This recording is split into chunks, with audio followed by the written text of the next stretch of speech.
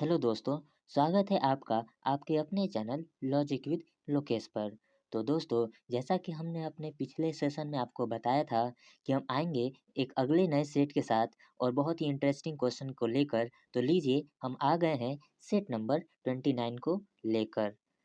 दोस्तों, इस सेशन में हम आरआरबी एनटीपीसी और ग्रुप डी के मोस्ट इम्पोर्टेंट और 100% एग्जाम ओरिएंटेड जीके जीएस के क्वेश्चंस और उनके सॉल्यूशन को लेकर आए हैं, जो कि आपके एग्जाम हॉल में एज देने वाले हैं।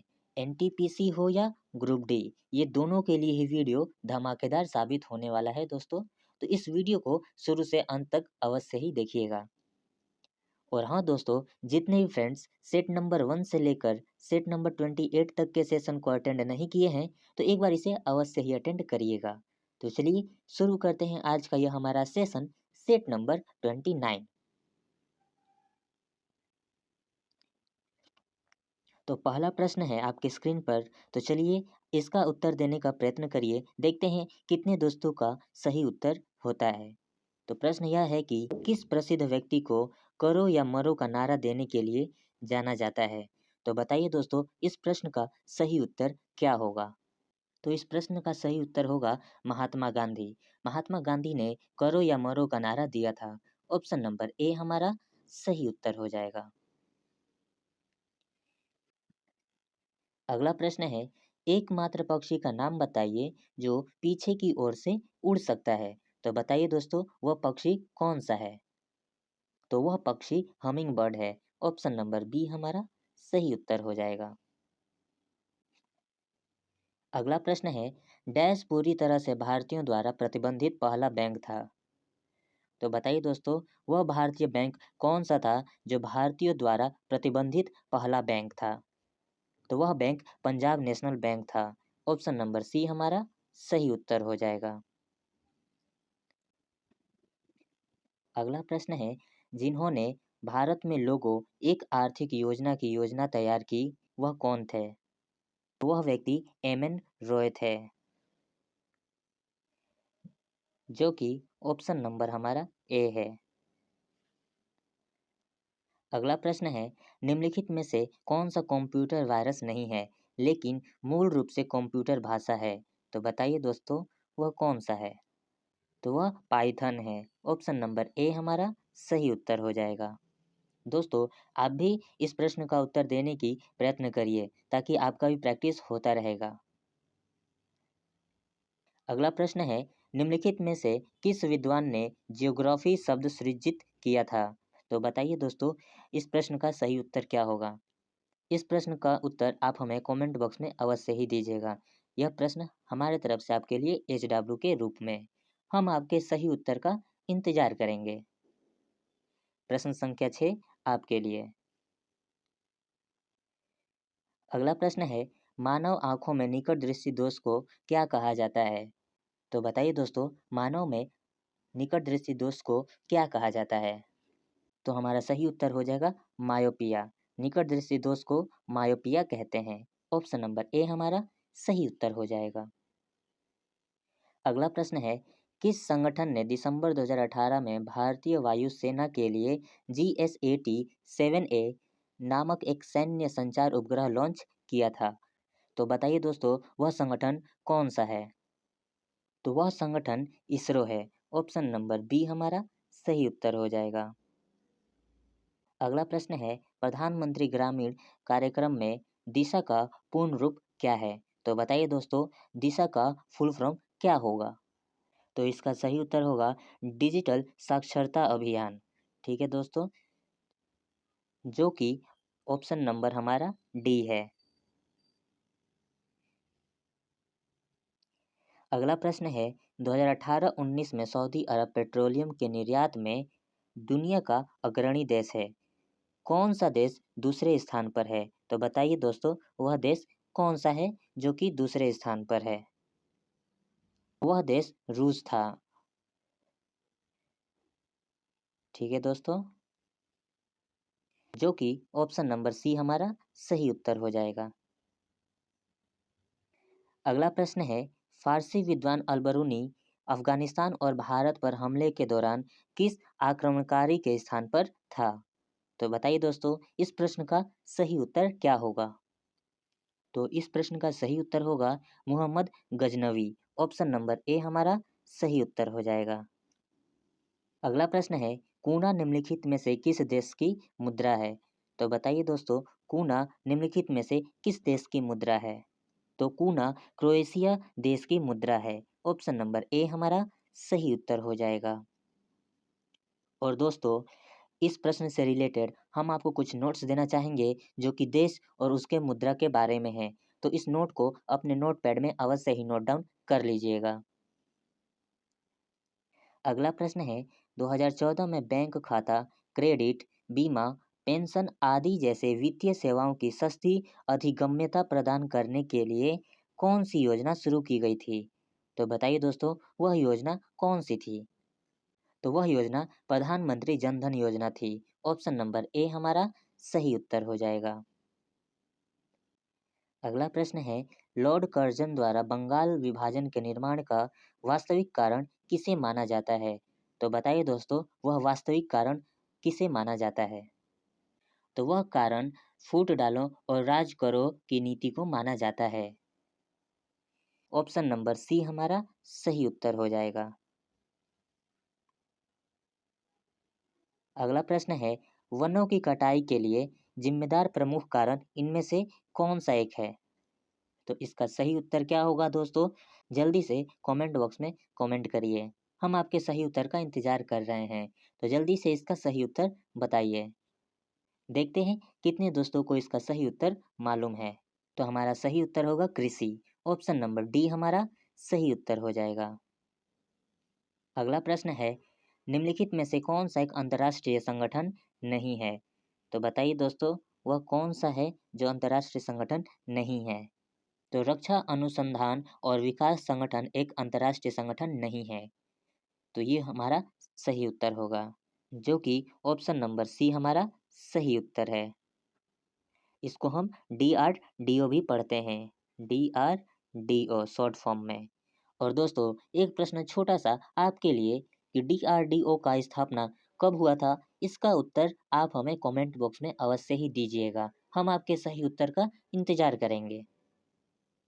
तो अगला प्रश्न है, पंक्षियों के अध्ययन को क्या कहा जाता है? हमें पूरा यकीन है दोस्तों, इस प्रश्न का उत्तर आपको मालूम होगा। तो बिना देरी के कमेंट बॉक्स में इसका सही उत्तर कमेंट करिए। हम आपके सही कमेंट का पिन अप करेंगे। तो पक्षियों के अध्ययन को ऑर्निथोलॉजी कहते हैं, जो कि ऑप्शन नंबर डी हमारा सही उत्तर हो जाएगा। तो एक प्रश्न आपके लिए, सर्पों का अध्ययन वह कौन सा जीव विज्ञान की शाखा है? इसका उत्तर आप हमें कमेंट बॉक्स में अवश्य ही कमेंट करिएगा। हम आपके सही उत्तर का इंतजार करेंगे।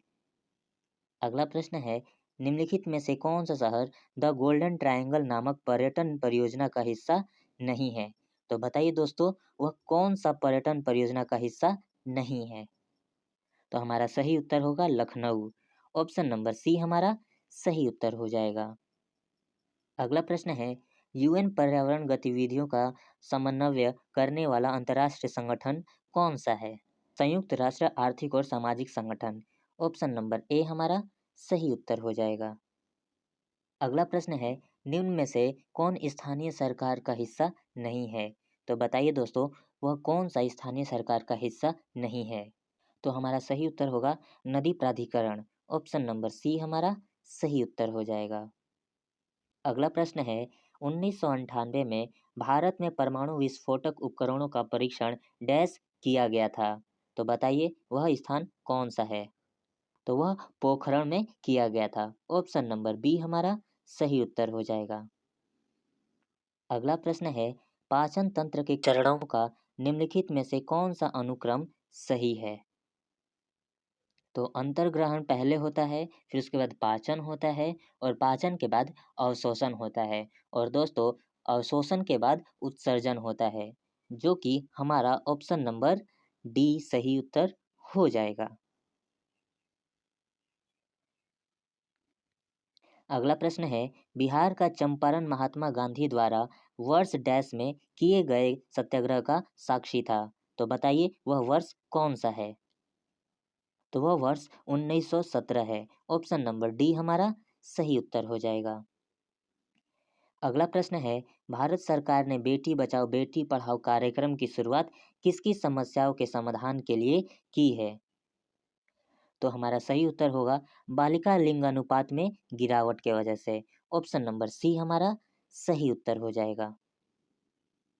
अगला प्रश्न है, भारतीय संसद के प्रत्येक सदन को बुलाने और स्थगित करने का अधिकार किसे है? तो बताइए दोस्तों, इस प्रश्न का सही उत्तर क्या होगा? तो यह अधिकार राष्ट्रपति को है। ऑप्शन नंबर डी हमारा सही उत्तर हो जाएगा। अगला प्रश्न है, निम्नलिखित में से कौन सा कंप्यूटर का एक हार्डवेयर घटक नहीं है? तो बताइए दोस्तों, वह कौन सा कंप्यूटर का एक हार्डवेयर घटक नहीं है?